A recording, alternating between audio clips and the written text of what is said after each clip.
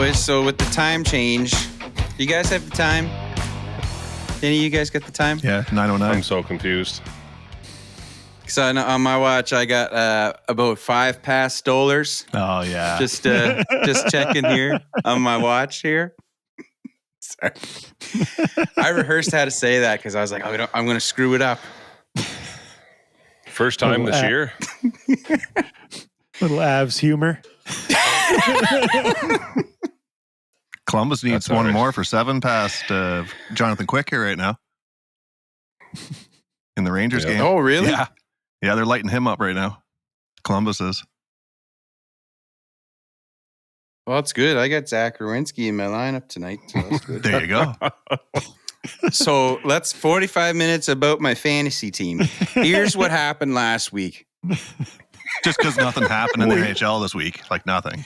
No, So- we got nothing to talk about. So, talk about fantasy all for the next hour. So let's get her going here, boys. Yeah. I want to start with. I'm just gonna put it out there. Maybe so. What do we think? What was the biggest surprise? I this week? don't know.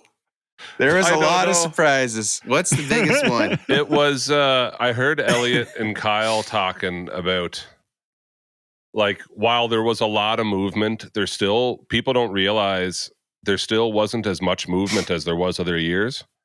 It just felt like But the movement was so big. It was the quantity of And the in trades. Kyle's words, it was quality over quantity. Yeah. It was like these big trades that, Did I say quantity? so I don't know. you said quantity, Yeah, there we go. but I knew what you meant.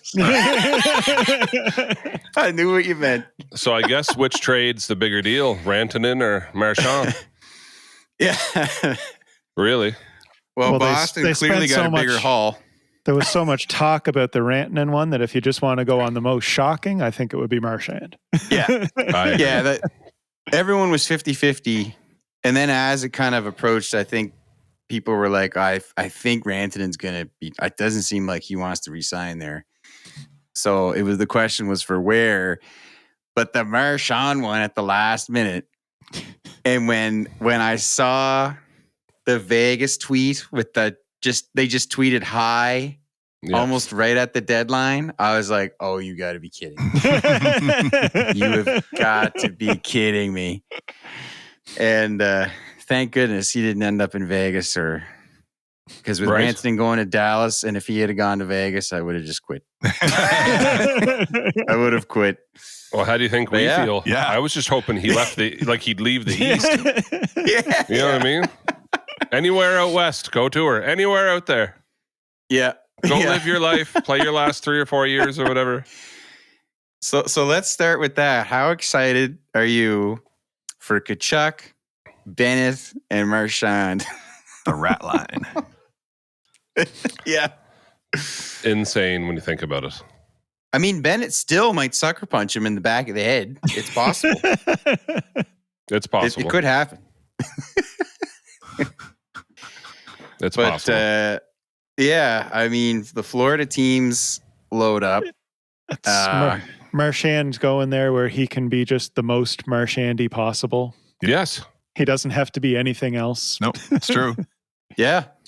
Yeah, he And- doesn't have and to even- be the guy. And Paul Maurice is Yeah, going to love acting him. the way. Yes, he will. Yeah. Yes, he will. And the way he acts in a game, to act like that with Florida, he's still not even the center of attention. Yeah. Do you know what I mean? Because Tkachuk does that too, and Bennett does that too, and you know what I mean. Like it's really quite the. Yeah, I cannot imagine being matched up against them. It's just so funny too, like that sucker punch happened. Now they were since been teammates for Canada, but then after the tournament, Marchand had some pretty strong words for the Tkachuks. And Mhm. and here they are going to be teammates now. It's great. But yeah, The thing is, I though- didn't see that one coming. Yeah. No, it's true. But the thing is, Marchand had to give the okay to go to Florida. So obviously, he knew what he said to the media about the Tkachuks, right? So he had to give the okay and say that he was good to go there. From what I understand on the new 32 Thoughts podcast, Elliot dissects this in the first 15 minutes. And he said he actually sat on the info for about 30 minutes. He said, because I didn't want to say and it not confirmed. And he said, I think everybody was assuming Vegas. And he said, my info was telling me otherwise, that it's going to be Florida, but why is it only my info that says Florida? So I didn't want to say anything and then it not be true. And then he said, so he felt like there's a couple things at play here, Phil, with the Florida thing. He felt like Marchand fought to go to Florida, that he picked Florida.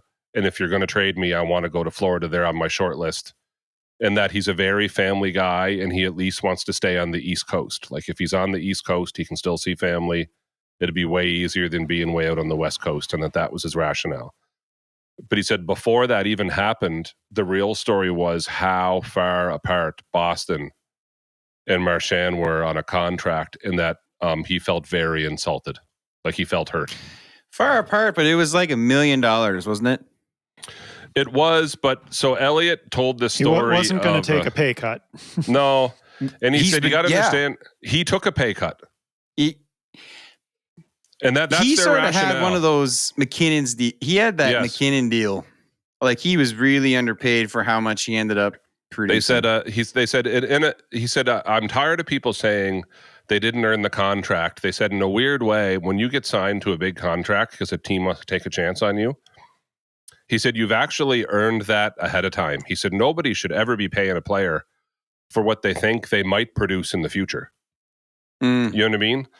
He said, you can only go by what they've produced in the past. He said, so in that sense, he said, when you see Zadorov's contract, he said, Zadorov earned that contract. He played so well before he got that contract. Now, whether or not he's living up to that contract now is a different conversation, but to say you didn't earn a contract. He said, but that said, he said, Marchand took a very cap-friendly deal, like McKinnon, right? Took a very cap-friendly deal to stay in Boston, becomes their captain, they win a cup, and he said, this is a guy who's battled through many, many injuries, like he's left his heart on that ice for the Boston Bruins. And while I'm not a Boston fan, anyone can appreciate that he has. They said, like, he's a shoe-in Hall of Famer on heart and pride alone, because he played so hard, right? He's just, what he lacks in skill, he makes up for in heart. And it was almost like he wanted to retire a Bruin. And after all these years of service to you, you couldn't cave on like an extra $1 million a year which is still arguably for him is still possibly undervalued for what he can bring to a team, even at his age.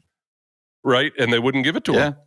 It's just mind-boggling. And I mean, granted, if you're management, I did hear someone say you almost need general managers who've never been hockey players that are just pure numbers people, because they got to leave their emotions out of it. And they're like, yeah, you're right. For the last 10 years, give them the extra. And then for the next 4 years, you suffer with your cap.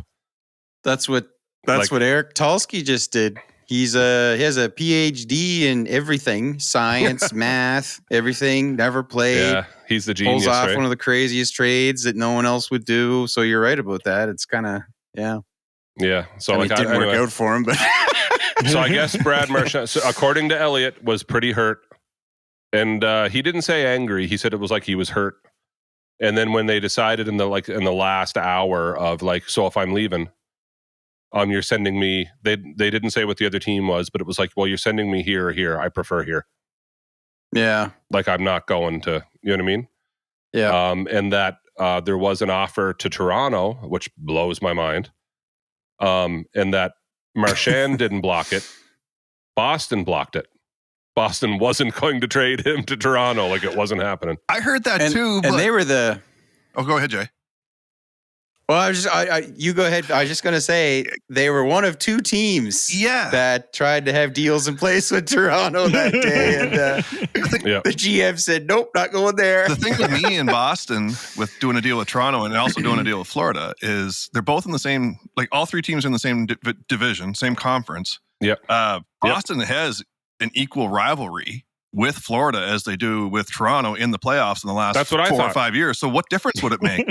You know what I mean? Yeah, like if you could take the original 6 stuff out of it. Yeah. Like, right? Look at the last 5 years. Like, Yeah. I think it has to do more with they can trade him to Florida and they're not going to hear about it every day from now until July. That's probably most of it, yeah. And possibly, yeah. Yeah, but that was a huge... I can't imagine being a Boston fan. Like I said to Amanda tonight, like I said, to be fair to Boston, and I was listening to 32 Thoughts, I can't imagine waking up like this weekend and being like, as a Leafs fan, being like, yeah, Morgan's gone, John's gone, Mitchie's gone, Austin's gone, but they kept Robertson and Nylander. I'd be like, what? Do you know what I mean? Yeah. Like that's how it would feel. I was talking to a guy at the church this morning there, and I had no idea he was a big hockey guy, and he saw the hat. He's like, oh, you guys loaded up at the deadline? I said, yeah. He said, not like us. He said, boys, we just get rid of everything. I said, oh, you're a Bruins fan? He's like, yep. And I said, how do you feel? Like, how do you feel after that? And he's like, well, like his point, he was kind of level-headed about it. He kind of took the opinion that whole 62 win season or whatever it was a couple years ago was really an outlier, a real anomaly.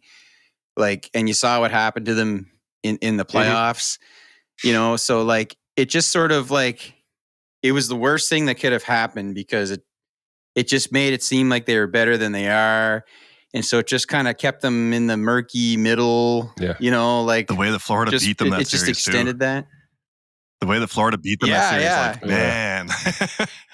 Oh, yeah, like heartbreak stuff, But, I mean, he was kind of the opinion, like it was weird. I mean, they're not used to being in that sort of situation. But at the same time, it's like, well, we sort of knew we should have done this like a couple of years ago. You know what I mean? But so to sort of kick the can down the road, and now they really don't have much left. And to the point that at the deadline, it's not even on July 1st, you're trading your captain for a second round pick. Like, now he's injured and stuff too. Like, I understand that, but still, like, it's, yeah. The only players I can even think of, and we like as Toronto fans, me, Phil, and Gary see Boston a lot, is Pasternak, McAvoy, Swayman, and I can't think of anybody else. Like, that is how... Because they're all gone. Frederick's gone. Coyle's gone. Carlo's gone. We got Carlo. Marchand's gone. Yeah. That's just Coyle's crazy. Gone. Yeah. Unreal. Yeah. So, yeah, that was a pretty big shocker. They just all of a sudden unloaded. And it's just weird, too, because, like, I think lately buyers and sellers have been sorting themselves out later and later. And I guess Boston just decided like that day, all right, we're selling.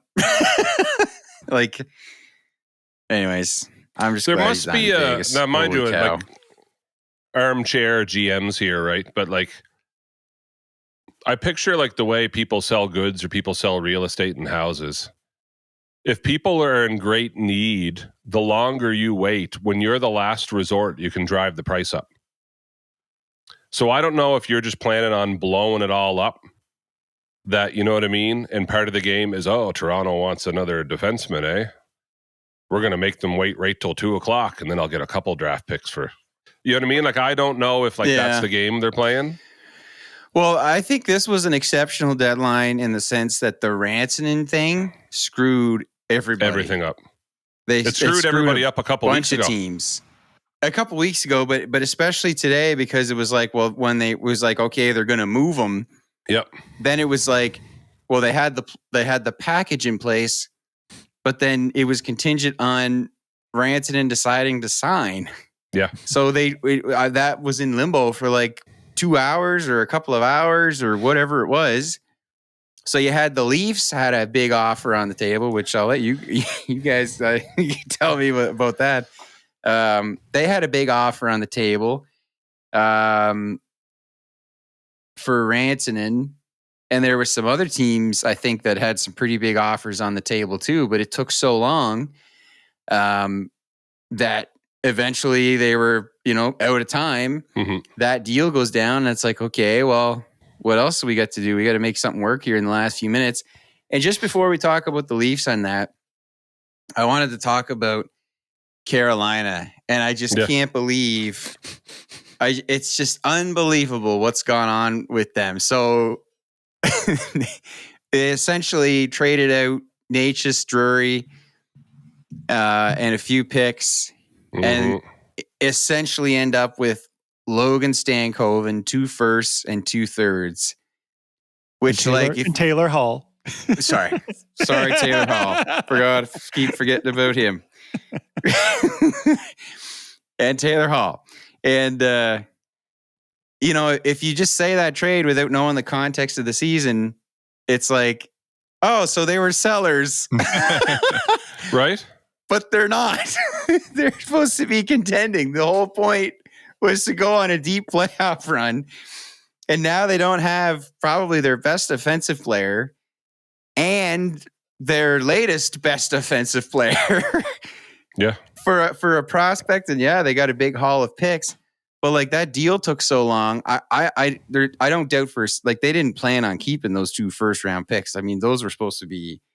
I think they wanted to trade them because it made no sense to get picks this year. But that deal took so long.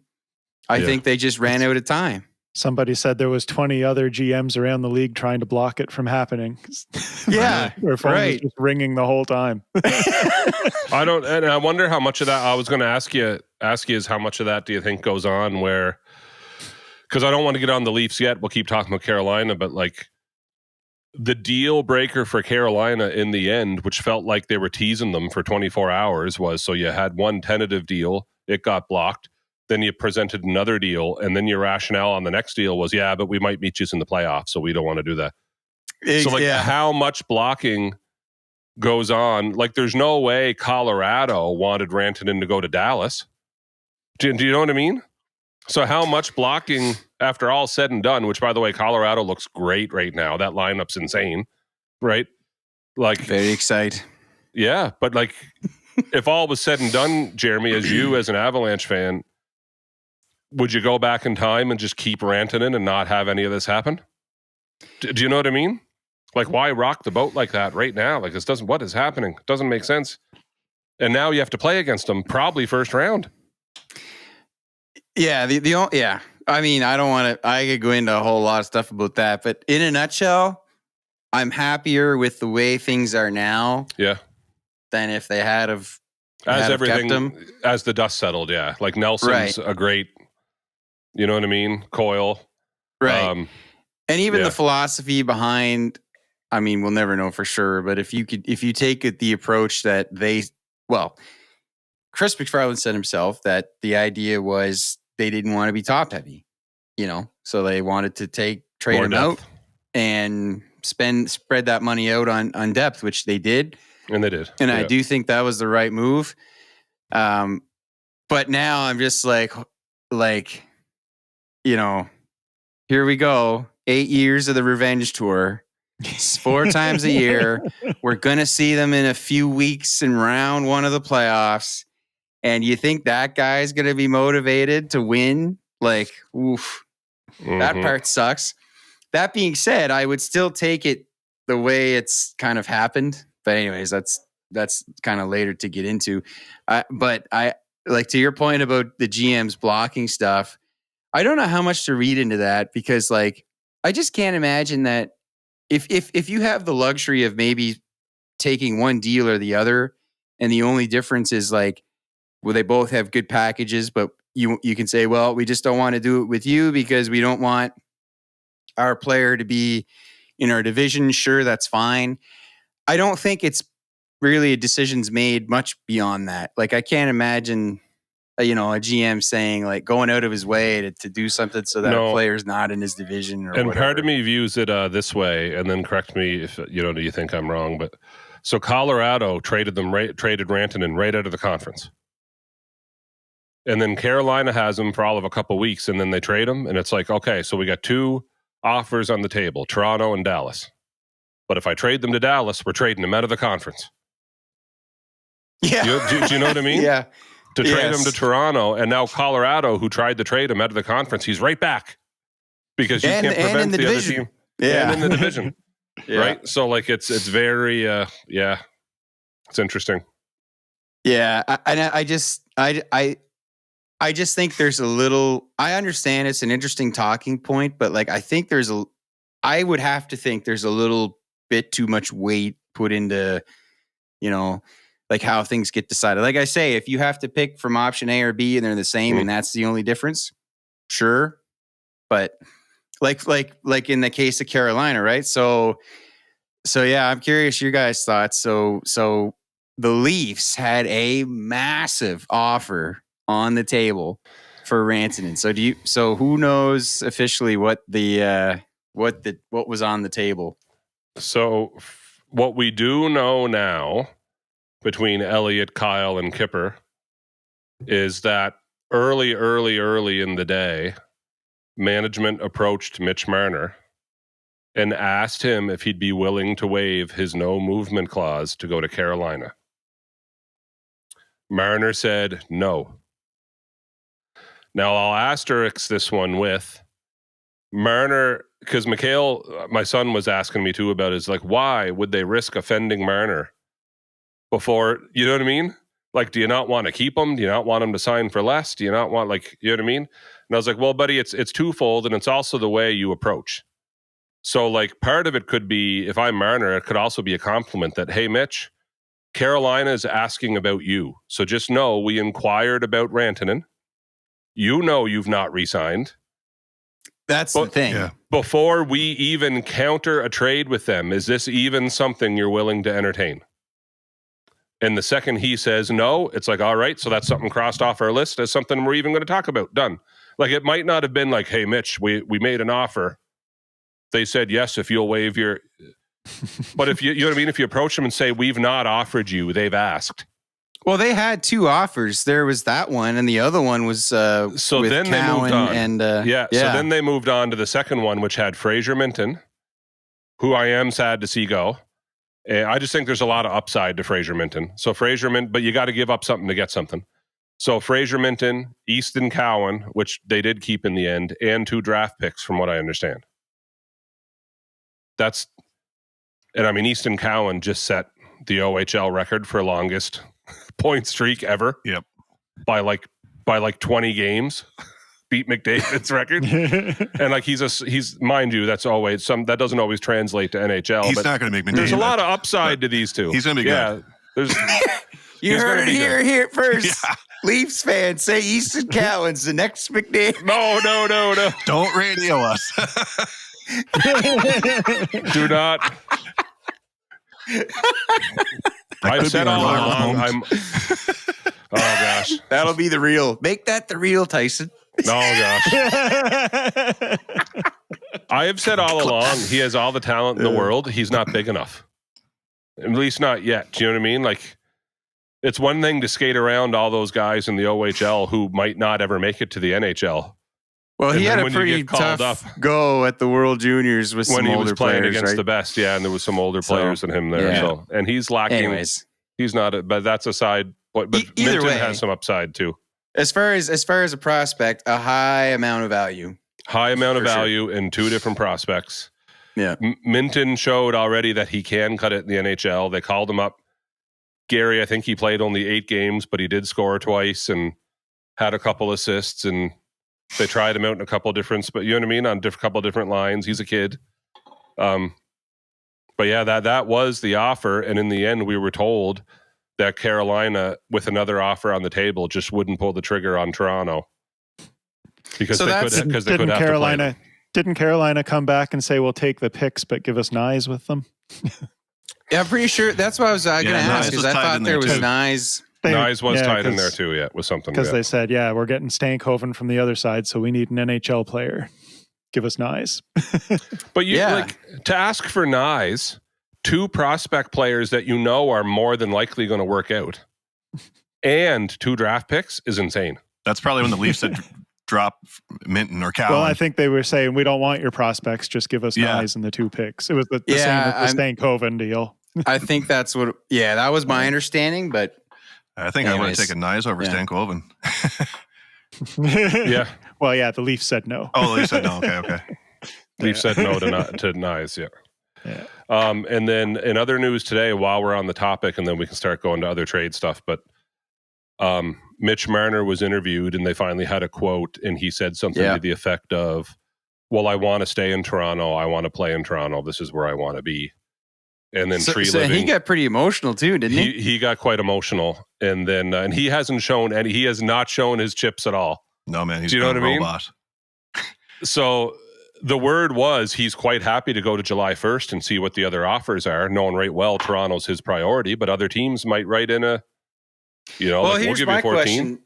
Is he gets emotional, but like why though? Is it like emotional that it came to this and like he came so close to being traded, or emotional because he's like thinking about this is his last run and he's like, see you later, they're asking me to wave, or he's like, why do these people hate me? Why is it always my stories that come out? The other 20 other NHLers that have a similar story.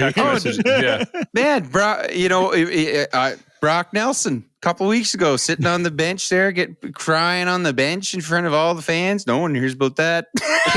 Nope. It's true. You could read his lips when he said, like, where is everybody? Or something, looking around. Like right? But there's some side stories here with Mitch Marner. So it is, sometimes we take all the personality out of the game, but he grew up outside of Toronto. He grew up a Leafs fan. There's all these clips of him being like this little boy wonder playing pee-wee hockey. What do you want to do when you grow up? I want to play for the Toronto Maple Leafs. The guy marries his high school sweetheart. She's expecting now. They're having a baby this spring or summer. And he's from there. His parents live there. Do you know what I mean? So there is that whole asterisk of it's your boyhood favorite team. You're expecting your first child. The child's grandparents live in Toronto. Do you know what I mean? On both sides. Like there's this whole other aspect of life that goes with it too, which is why I can appreciate Marchand wanting to stay on the East Coast. Like he's an East Coaster. His family's all on the East Coast, at least if he's in Florida. It's not like, come on out to LA and take 2 days to get here. You know what I mean? Like it's at least. Yeah. So I can appreciate that rationale and that side of things. Yeah, it's the same reason why I think Tavares will take a pay cut. His kids are all enrolled in school in Toronto. Like they've basically grown up in Toronto. He has 3 kids. He's from Toronto. Like it's, do you know what I mean? He might have to go to the States just to pay his tax bill though. Oh my gosh, that's another whole plus 25%.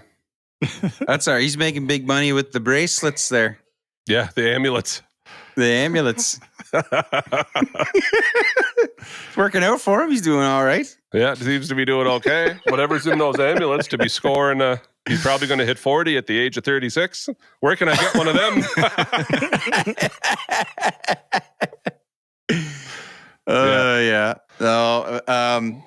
My only thought on the big packages for Rantanen is I think largely what you're paying for there is the playoff production. Yeah. For sure. Track record.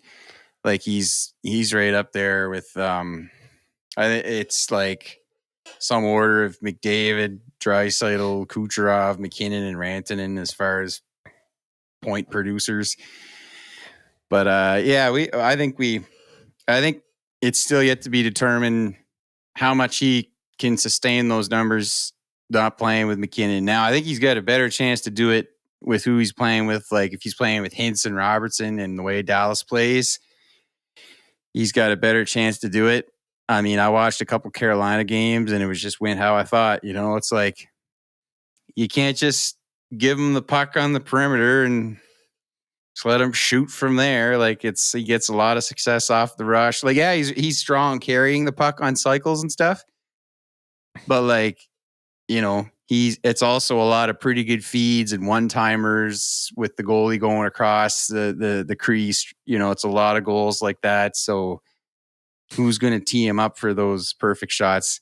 You kind of saw that actually in the Edmonton game. I watched a bit of that. He got his first goal it was exactly that.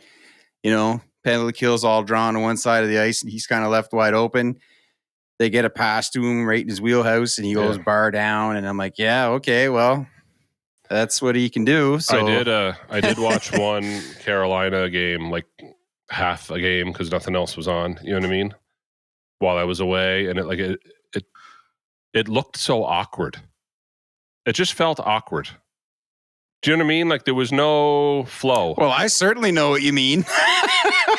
Felt awkward, very awkward to me. Oh, I bet, yeah. You're not going to get a Rantanen and Hurricanes jersey for the wall? Oh, I know. I'm like, I got 3 of them on the wall. I could put painter's tape, say Carolina and Dallas, I guess. I know. So Maddox just got his first signed Pittsburgh Penguins Michael Bunting card.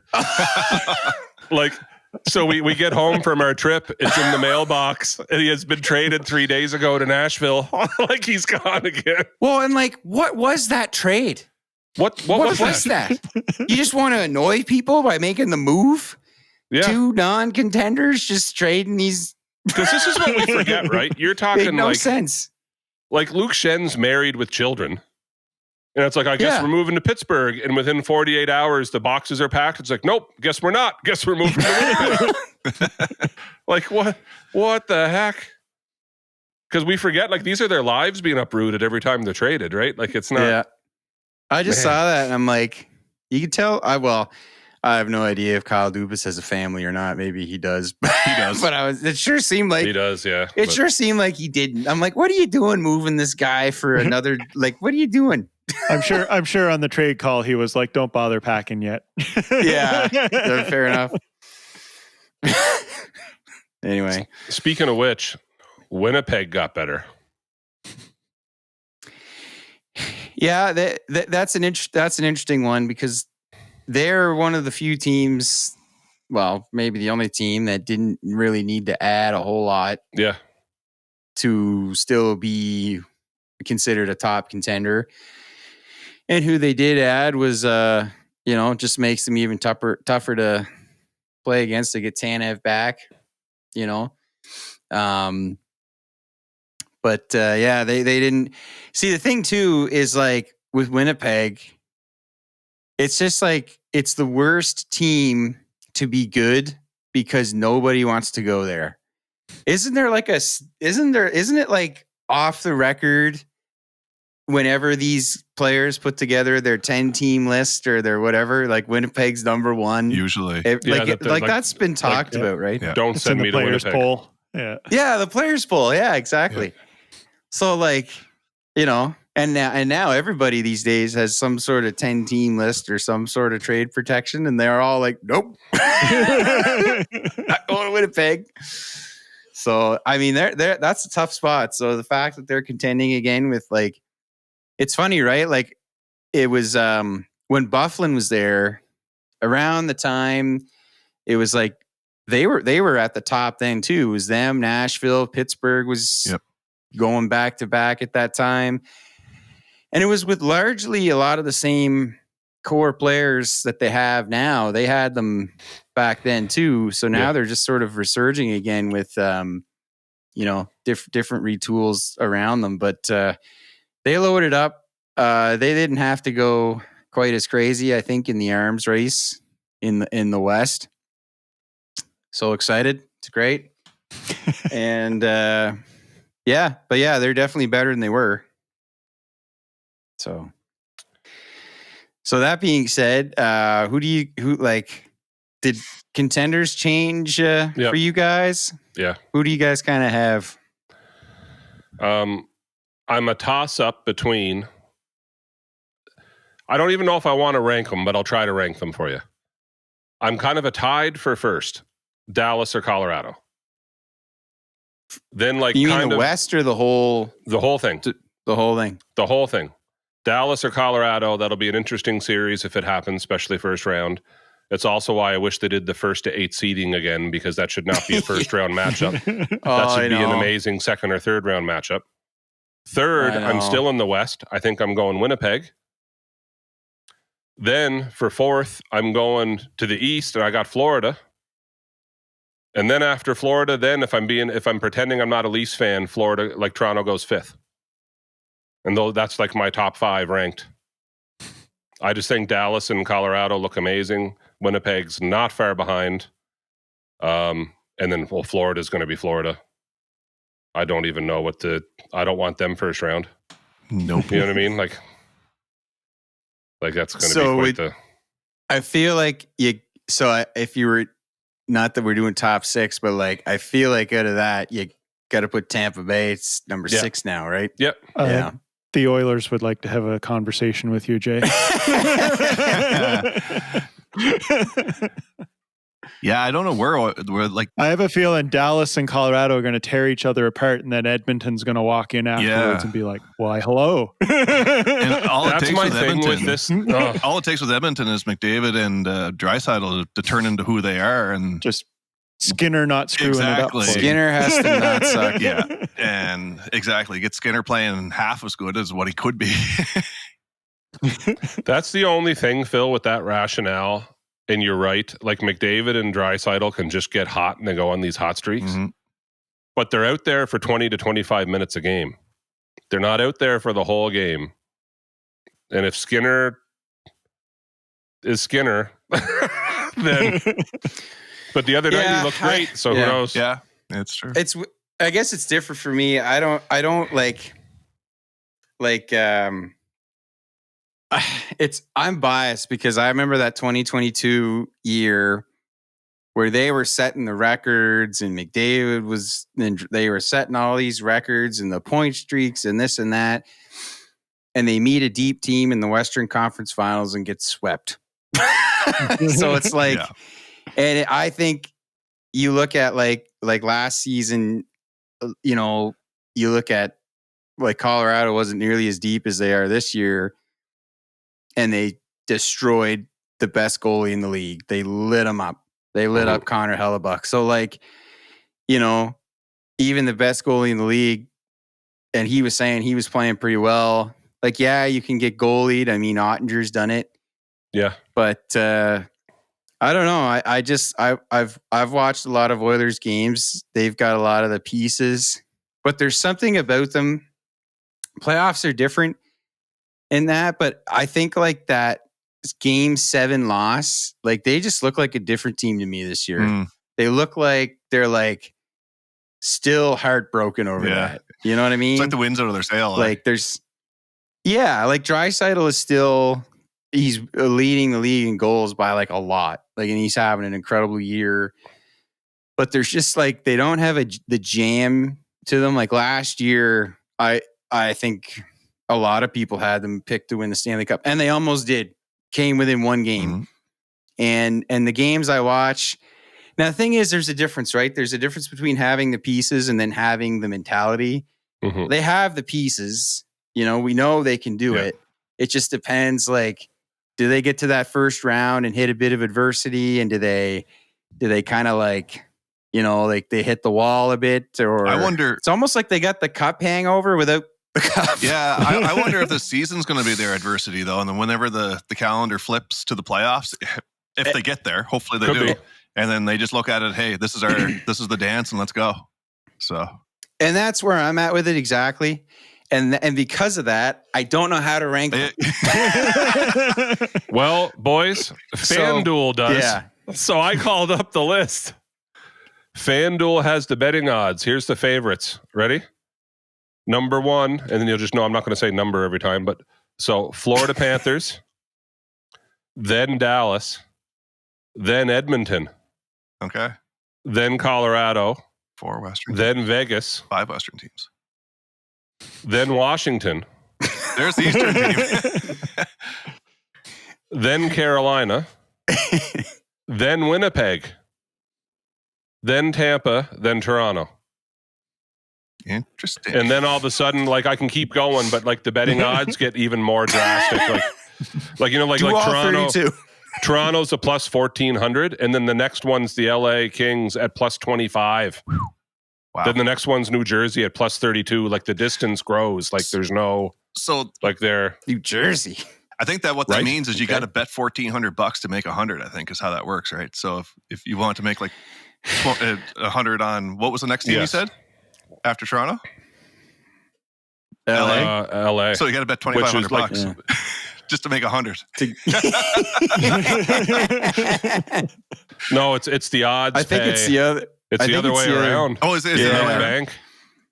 Oh yeah, because there's such a long shot to win that. That's on the negative. Bank. Yeah, okay. Because it's like the guy. What's the guy? He became a millionaire because he bet on the Blues in December of like 2018, and they were like last in the league, and then they went and won the Stanley Cup. And became a millionaire. Yeah. So ESPN has completely different than FanDuel. They have Dallas as number 1. Then Florida, then Edmonton, then Colorado, then Carolina, then Tampa, Washington after Tampa. And then they have Winnipeg and Vegas and Toronto all with the same odds. Right. Kind of tied. And then again, LA is distant and New Jersey's distant. Like they're way out long shots. Like there's quite the gap again. So they consistently have the same top 10. And a slightly different. And Florida, Dallas, Edmonton are all at the top. Just in different orders. Just in different orders. Yeah. But the betting odds of Colorado is not far behind those. It's just they seem to be fourth on all the lists, but it's not far behind. The other thing they're ignoring. Yeah, go ahead, Jay. Well, I was just going to say, I find with the betting, they'll tend to keep like past cup winners around kind of no matter what's going on for a little bit, but because I mean they were I think at the start of the season Colorado was still like top 5 chances to win. So I'm glad I don't gamble on this stuff. You ready for this one? So now I'm on TSN. Number 1, Edmonton. Number 2, Carolina. Number 3, Florida. Number 4, New Jersey. Jack Hughes season-ending surgery. Was this list put out before the trade deadline? Well, there's no date on it. New Jersey has all this cap space. What are they going to do? I was going to say they're going to get Rantanen. I was going to say because I listened to a lot of TSN content and they were high on New Jersey during this whole thing, and so and like you guys weren't really talking about it, so because I know you guys listen to Sportsnet and across the map, right? So I was just kind of curious where they kind of landed. So this is the only one that, like, on all the other ones, they're like 11th and 12th. And on this one, they're 4th. And they're ahead of Dallas, and then Colorado, then Vegas, then Toronto. That's wild. They've got Toronto ahead of Winnipeg, and then Tampa. And they've got Tampa more distant than all the other lists. If a lad was trying to hedge his bets, what would you do? What would you... Roll the dice. Wow. It's almost as if it's really hard to guess. I'm checking one more out of pure curiosity, and then this is odds checker. While you're doing that, who did you have, Phil? Put everyone on the spot here. Mine was very similar to Tyson's, actually. But I was looking at more obviously, like the Western side is way stronger, how it looks right now, than the Eastern side. But Colorado, Dallas, top 2, I would say. You can fight among who would be 1 and 2. I'd put Vegas in there, maybe at 3, with possibly Winnipeg. Again, you can fight over which order you want to do it in. And then I look at the Eastern Conference after that and start looking at like Florida, Tampa Bay, the Leafs. I kind of group them all in the same kind of category as well. Because, but that's kind of how I see it kind of playing out in terms of winners and losers. Yep. Gary? Mine's going to seem dumb now that Tyson read all those lists, but it was Florida, Edmonton, Dallas, Colorado. Oh, real original. Yeah, that's fair. It's funny. I'm on odds checker right now. That was why I had the look on my face. Gary read that off, and I'm like, so odds checker has Florida, Dallas, Edmonton, Colorado. Like only one difference. Then Vegas, Washington, Winnipeg. You know, Winnipeg, Carolina, Toronto, and Tampa is all tied according to odds checker. They all have the same odds. Crazy. You know what the wild thing is about all this, though? Like a team, I was just looking at the standings, and Ottawa is in the wild card right now, right? A team like them could go to the finals, like, because the parity is so legit in the NHL. Like, it's wild what can actually happen when they start playing these games, right? Yeah, and like my thought was sort of along Gary's train of thought is like the Central is a murderer's row. Like, so, but like of those top 3 teams, one of them will not advance. Yeah. So in the first round, for sure, one of them will not advance. If there's an upset with a wild card team, 2 of them will not advance. Mm. You know what I mean? And that's really good teams guaranteed to go out in the first round. Yeah. So it opens up the door. So that's why I think, like, you know, you can probably elevate, you know, Vegas. Vegas is going to end up playing whoever's fighting for that first wild card spot, whether it's ends up being Calgary or Minnesota or Hope Vancouver. I don't know what's I don't know what's going on there. So I mean, easy pass, right? On paper. Yeah, on paper. But that's the stuff that ends up being like classic upset stuff. But anyways, the point is the way that the playoffs are structured, all of these teams that we just listed, half of them aren't even going to get through the first round just because someone has to lose. Well, the Atlantic is kind of in a similar situation because your top 3 teams or top 4 teams, arguably in the East, is Florida, Tampa Bay, Toronto, and Washington, if you believe in them. But 3 of those teams, two of them are going to be possibly gone in the first round, right? Like, you know what I mean? Like, because 2 of them are playing against each other right off the cuff because 3 of them are in the Atlantic, so 2 of them are going to play each other. So that's one of your top teams gone. You know what I mean? Like, so it's kind of the same thing as what you were saying with the Central. And it knocks like the odds. It's funny too. Like, it changes the odds so much. And like, well, that's it, Phil. I'm looking at this top 10 list of 32 teams, and it's like at least 4 of these top 10 teams are playing each other in the first round. Yeah, they're like to mine and Jeremy's point. They're gone. Yeah. Thanks, Gary. Not you. Thanks, Gary. You are Gary Bettman. I didn't even notice that. If people are in their car, Gary changed his name in the chat to Gary Bettman.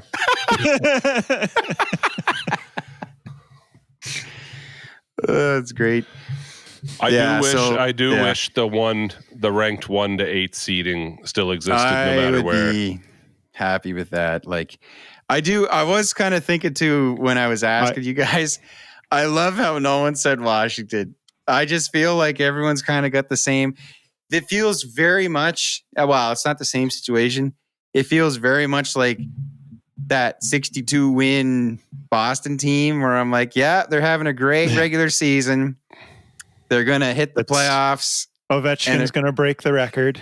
And it's going to be like, yay! And then they're going to fall off the cliff because they shouldn't be good. Like, and I mean, I should, it's hard, but like Pierre-Luc Dubois is finally, he's finally actually somewhat living up to expectations, right? And that's been a big part of it. But like, no one talks about them. They're just like this paper tiger. Them and Winnipeg are kind of running away with the President's Trophy race right now. They got 92 points each. Oh, yeah. And then the next closest team is Dallas with 84. So like there's 8 points up right now. So it's a big gap. It is. They're having a great season. So. Oh yeah. Yeah. But I thought same thing. I was like, because Ovechkin's 9, is it 9 he needs now? Yep. I thought, like, if they hit that before the playoffs, it's all just going to disappear. 9 goals and 18 games left is what they got. Yeah. That's crazy. Yeah. I think he's going to get her. Which, I mean, it'd be fun to see for sure. But anyways, so. We end it with that? Well, that's exciting. Yeah, I think we should. Unless anyone's got anything else. I didn't actually say. I made you guys all say. I didn't give mine. I should give my list, shouldn't I? To be fair. Yeah. Jeremy's like Colorado. Yeah, I know, right? Yeah, all 5 slots. Jerk. I am. I am pumped though. I mean, they went from. I mean, they've one of the best center down the middle. They look good, man. Yep. That's like that was a fun really, game last really night. good. It was awesome. The only thing I would have loved to awesome. seen it go to overtime. I really would have, but anyway.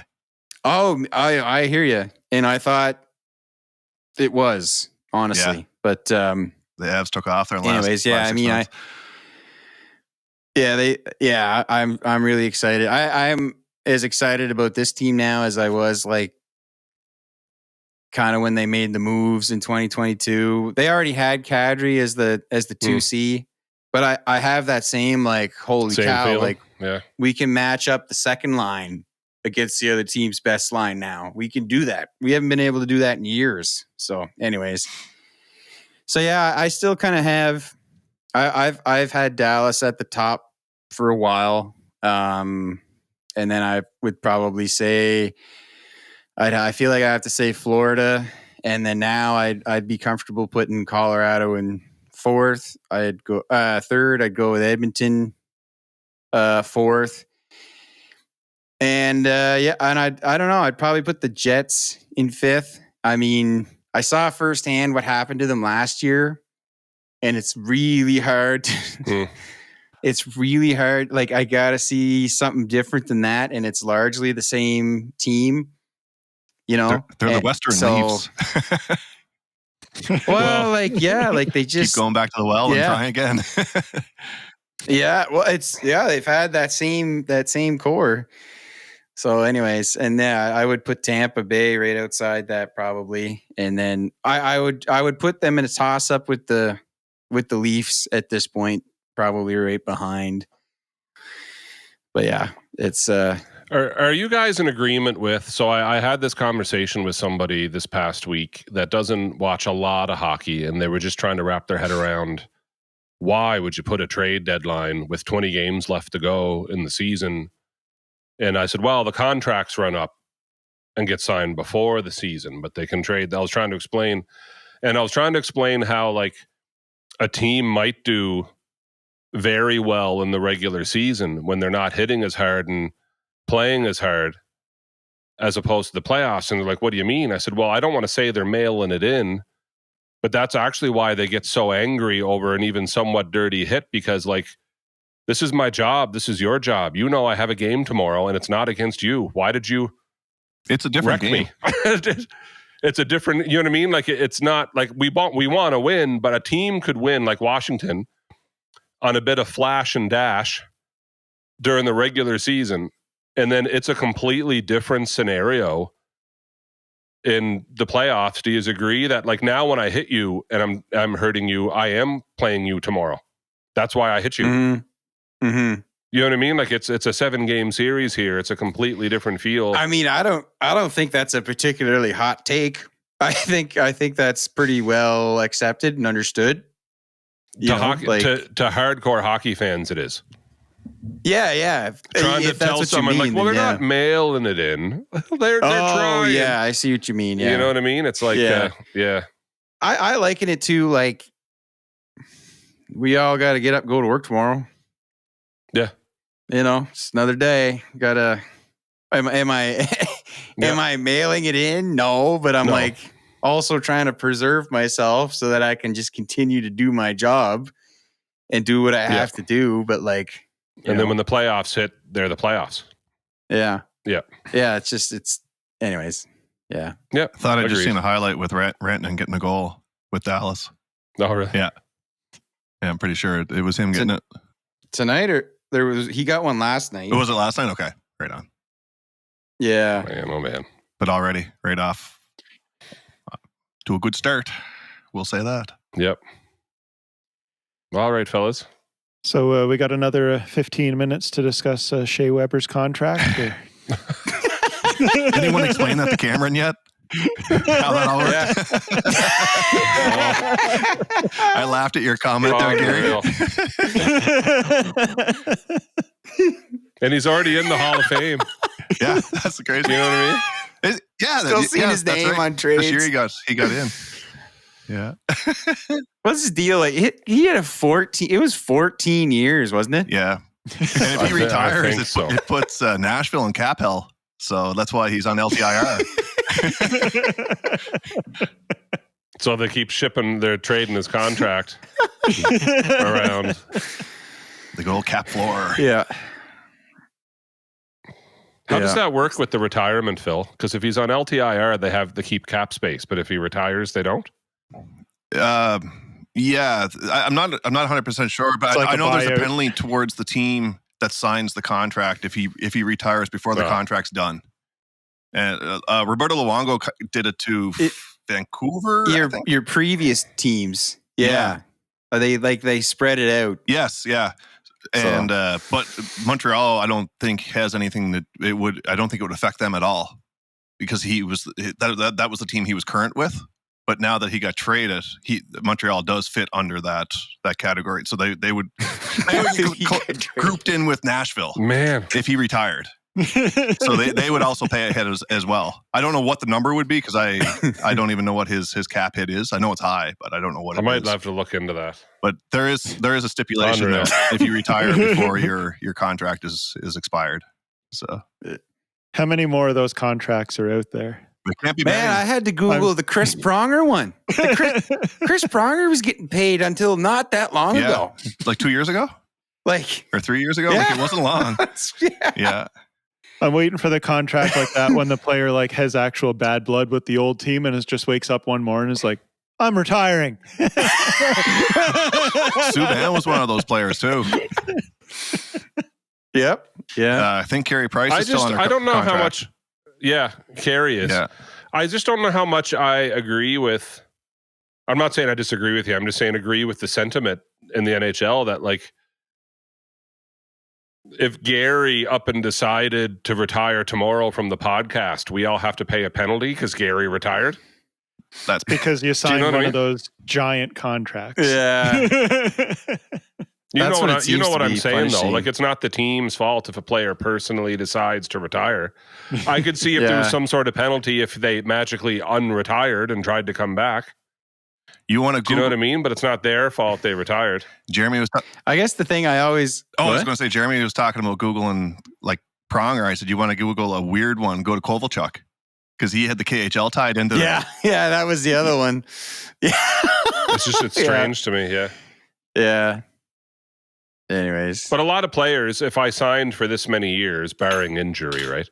If I signed for 6 more years, if I'm even thinking about retiring, well, I should have 6 years in mind because that's when my contract's up. I guess the thing I always come back to is I'm like, should technically be no surprises. I mean, they go over all this stuff in the CBA agreements. I mean, they agreed on it. They said it was fine. And if I'm not anybody actually listening, I did not actually mean to spend 15 minutes discussing contracts. No. Shea Weber's contract. But jokes aside, he was kind of a forced retirement from injury, right? It's not like he up and decided one day I don't got it anymore. Mm-hmm. You know what I mean? He's on long-term injured reserve. His last game was in the bubble, wasn't it? Wasn't it the bubble? Yeah, I think so. After they had that magical run there. Him and Price. I think Price only played 1 game after or 2 games after. Yeah, but both of them basically. Yeah. Mm-hmm. Yep. Weird ones, guys. Times. All right. Great question, Gary. Way to go, Gary. All right, folks. See you in the next one there. Yep. See ya. Thanks for listening, everybody. Keep your stick on the ice. Cheers. See ya.